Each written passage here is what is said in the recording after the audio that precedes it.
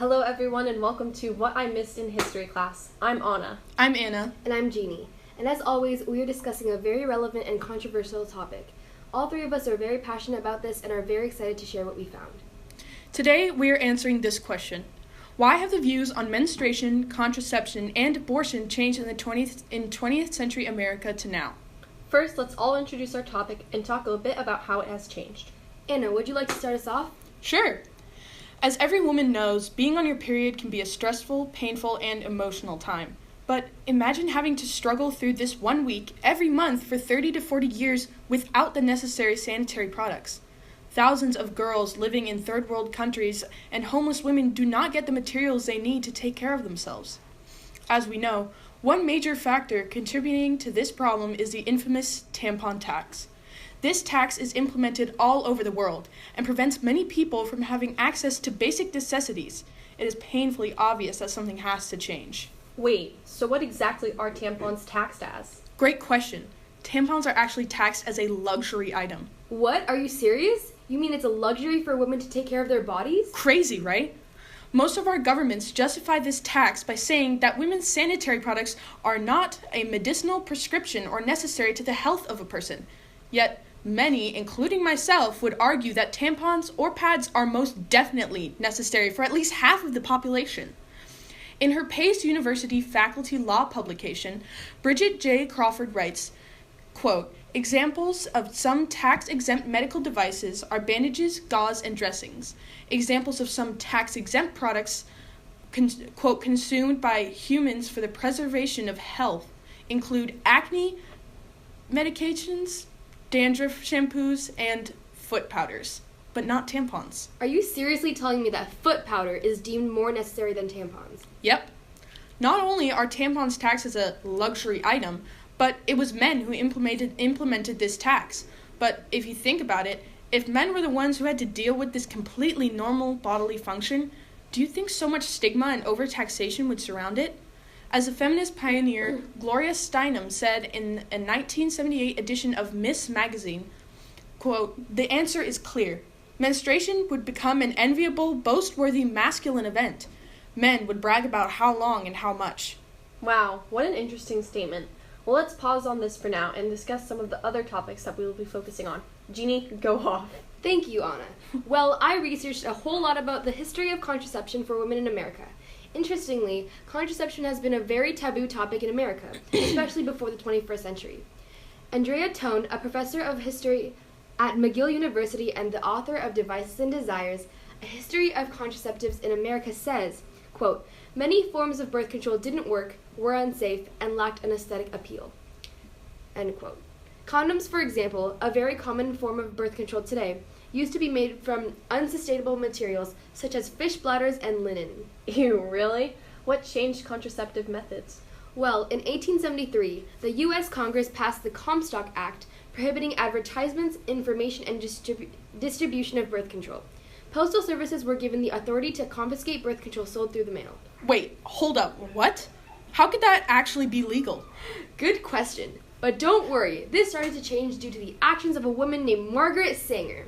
On October 16, 1916, she opened the first birth control clinic in the United States. She faced criminal accusations deemed a public nuisance during her campaign to bring birth control to the public, and was even sentenced to jail for 30 days. Oh my god. However, once she was released, she reopened her clinic despite being constantly arrested and prosecuted for her actions. In 1938, the federal ban on birth control was lifted. Even though birth control was finally legalized, it was not until 1965, in the court case Griswold v. Connecticut, that it was ruled that married couples were given the right to use birth control, and in 1972, birth control was legalized for U.S. citizens regardless of marital status. This led to a widespread variety of contraceptives being made, advanced, and introduced to the public. Wow. With the appearance of these new inventions, were there ever any major issues? Of course there was. Because contraceptives directly affected women's health, a small mistake in manufacturing could fatally impact the buyer. For example, the Dalkon Shield was an IUD that significantly impacted as many as 200,000 American women. The article, The Sad Legacy of the Dalkon Shield by the New York Times Magazine, states that the device was, quote, "dreadfully dangerous, causing serious pelvic infections leading to infertility or even death," end quote. The article Instrument of Torture, The Dalkon Shield Disaster by Anna C. also states, quote, the fact that the shield didn't provide high protection against pregnancy was a huge problem, but its design also dramatically increased risk for pregnancy complications. Of the tens of thousands of users who became pregnant while wearing the Dalkon Shield, 60% of them had miscarriages, end quote. You can't see me now, but my eyebrows are raised extremely high. That's insane. Thank God we don't use those anymore.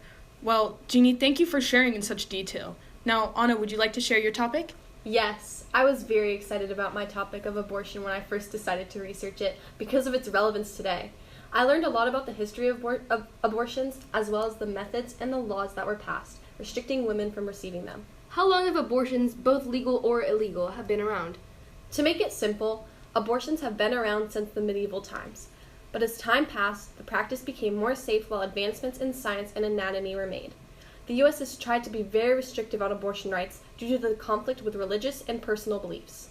At the turn of the century, abortions had come a long way. The mortality rate had gone down significantly, and the number of successful abortions had risen. However, they were still illegal in 49 states, unless needed to save the mother's life. From then until the groundbreaking Roe v. Wade case, several pro-choice movements occurred, and an average 1.2 million illegal abortions were done per year. Wait, I've heard of that case. What was Roe versus Wade? Roe v. Wade was the Supreme Court case that legalized abortions in the U.S. in 1973, setting the precedent for the years to come. Although Roe v. Wade made abortions legal, the dispute on whether they were morally right or wrong was still going. From 1973 to today, pro-life and pro-choice organizations have been making their cases and spreading awareness. However, nothing groundbreaking has happened until this spring, 2019. States pushing to make all abortions illegal no matter the situation, and that brings us back to today. Anna, I've heard a lot about abortion rights, but what are some of the major turning points in the nationwide debate regarding abortion rights? Well, I think the first thing to note is when all states but one banned abortions in 1910. Oh my God, that's crazy. I know, but this wasn't done out of personal or religious belief, surprisingly, but rather for money. You see, before states illegalized abortions, they could be done by practically anyone. So, midwives, apothecaries, and that kind of stuff? Exactly. This made doctors in practice angry because other people were getting paid to do their job without the same qualifications. Enough of them protested to their state government, and over time, 49 states banned abortions, with the exception of saving a woman's life, which could only be done by professionals. Okay, wait, so some guys just wanted to eliminate the competition? Their goal was just to make money? Pretty much. I think the next thing that should be talked about is Roe v. Wade and its impact. This case changed abortion rights rapidly in the U.S. The Supreme Court is responsible for setting the pace of what laws are to be made and rescinded. So the ruling in Roe v. Wade was a big deal. So when they made abortions legal, that affected the entire country? Yes. And from these two examples, I see a pattern of the government playing a big role in abortions. Would you agree? Yes, and that definitely ties into the restrictions of tampons to women. As well as the stigma surrounding contraception, there's obviously things our government could do. There are obviously things our government could do better, as is with most things, but there have been some significant improvements in the government's handling of women's health. While I do agree with this, I think some of the actions the government has taken, especially some of the most recent, have created major setbacks in the fight to end the stigma we have been attempting to end. For instance, one can see the misunderstanding of periods in the daily lives of teenagers. I mean, if I were to get my period in the middle of a school day, I would have to trek across the campus to the nurse's office to get a pad or tampon, as if menstruating is an illness rather than a natural function. Whoa, I hadn't even thought of that. Weird, right? In addition to this, you can see that men simply just don't understand what women need during their period and sometimes what it is at all. As Sally Ride, the first female astronaut, was preparing for her trip into outer space, engineers asked Ride, "Is 100 the right number?" They wouldn't even say the word tampon. And guess how long she was going to be in space? I don't know. How long? She would be in space for a week. A week? She replied, "That would not be the right number." 100 tampons. Are they kidding? Nope. But this is just a smaller part of the big picture. Not only is our society unwilling to accept the regular bodily function that is the period, but the government has repeatedly proven that the everyday life of a woman and the hardships we face are not worth their time. We can see this in an article titled "Periods with an Exclamation Mark" by Abigail Jones, where she writes, The FDA does not require companies to list the ingredients in tampons. Yet, the average woman has a tampon inside her for more than 100,000 hours over her lifetime. And when writing about this horrifying disease caused by some tampons called toxic shock syndrome, also known as TSS, she writes, quote, "By June 1983, the Centers for Disease Control and Prevention had learned about 2,204 cases of TSS, but it wasn't until 1989 that the FDA required manufacturers to standardize tampon absorbency levels and include warnings on tampon boxes," end quote. What? That's way too long. Yeah. It's a lot of time and a lot of women suffering, but the government was forced to finally publicly acknowledge the fact that periods are something they can't keep ignoring and trying to stop with methods that put women's lives in danger. This brought a lot of attention to the problems surrounding women's health, and many states in the U.S. have actually begun to abolish the tampon tax. There have so far been 10 states to officially end the luxury tax on tampons, including Connecticut, Florida, Illinois, Maryland, Massachusetts, Minnesota, New Jersey, New York, Nevada, and Pennsylvania.